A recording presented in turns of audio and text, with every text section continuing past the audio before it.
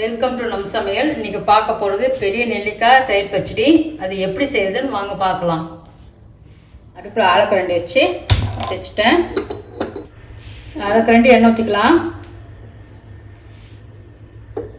கடுகு உளுத்தம்பருப்பு 1/2 ஸ்பூன் போடுங்க. பச்சை மிளகாய் 1 கட் பண்ணி வச்சுருக்கேன், அதையும் போட்டுறேன்.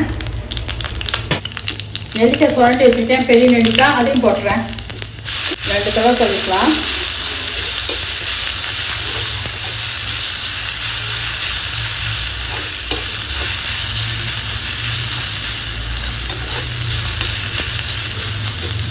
அடுப்பு ஆஃப் பண்ணுவேன்.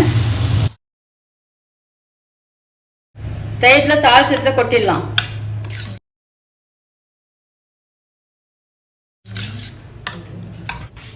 ஒரு பிஞ்சு உப்பு போட்டுருங்க.